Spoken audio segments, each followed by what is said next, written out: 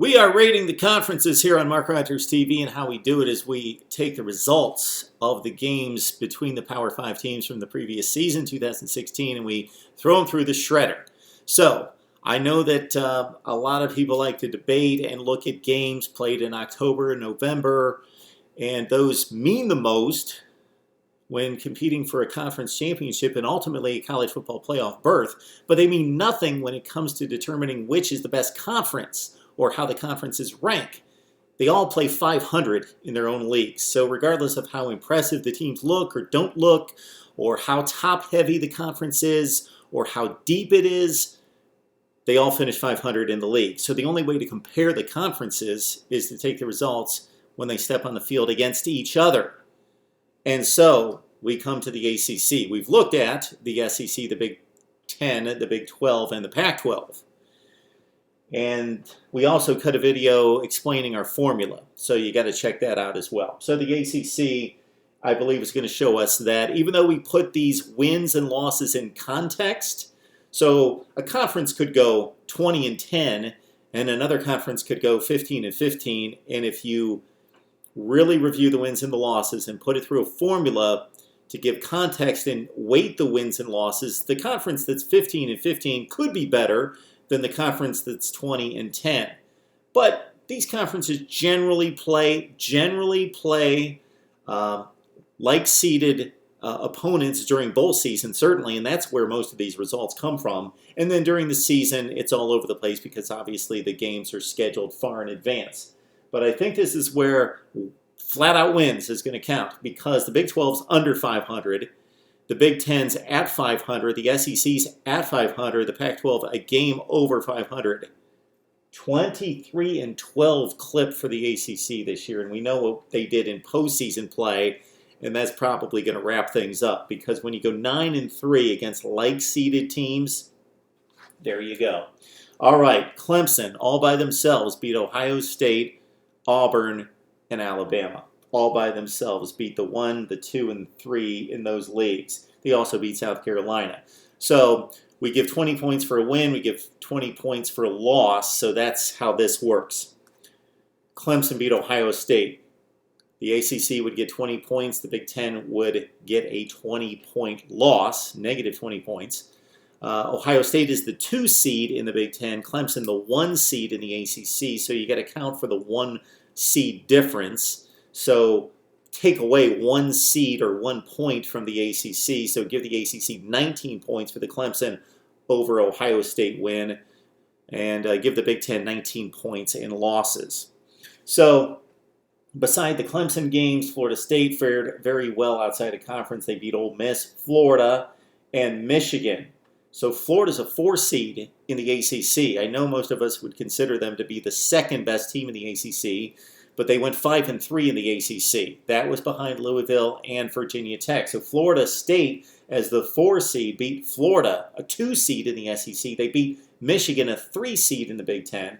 North Carolina State beat Notre Dame and Vandy. I've explained in other videos how I seeded the likes of Notre Dame, BYU, and the other major independents. Wake over Indiana. BC beat Maryland and UMass.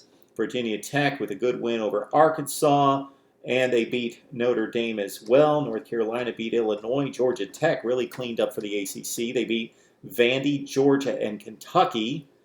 Miami with one of the better wins in terms of seeding. So consider Miami the 6th seed in the ACC defeats West Virginia, the 3 seed, or adjusted 4.2 seed in the Big 12, and we explained that in the introductory video as well.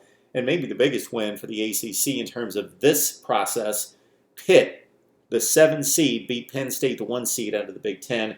You got Duke over Notre Dame and Army. You've got Clemson, of course, the win in the national championship game, and BC beat UMass. Okay, losses. Louisville did no favors for its own conference because they, for as well as they played in the ACC, they got drubbed out of conference by LSU and Kentucky. So the 2 seed, Louisville, loses to a 4.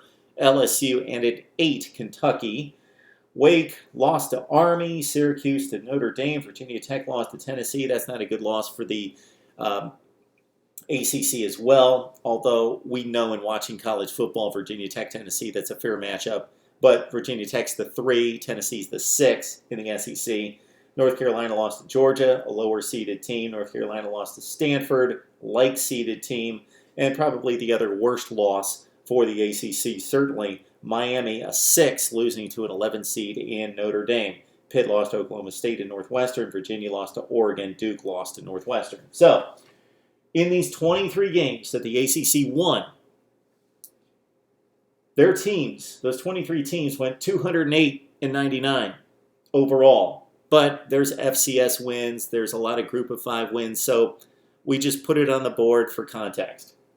What really matters is the record of those ACC teams amongst themselves.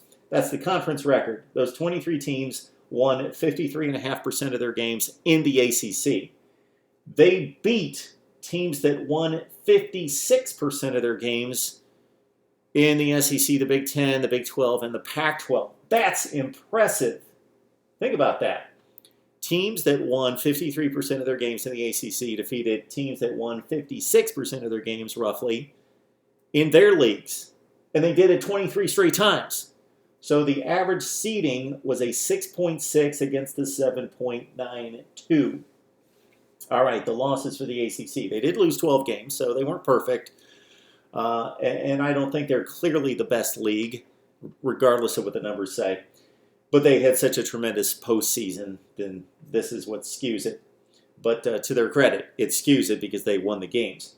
86-68. Okay, the 12 teams at the ACC lost those games. Won 54% of their games in conference against teams that won 54% of their games. So this doesn't look real good for the ACC because, yeah, these were pretty much like-seeded, very fair matchups. You take teams that won 54% of their games in the ACC against teams that won 54% of their games in conference, but the ACC lost all 12 of those games. So the average quality win is 18.65. How I came to that number is you get 20 points for every win. That's where you start. But then I adjusted for seeding, and every league was under 20 points because it only makes sense that your higher seeds are going to beat other leagues' lower seeds. To what degree? That's what makes the difference in these rankings. But they all beat lower seeds. So the average point total for these wins, 18.65. The losses, pretty impressive at 21.5, the quality of loss.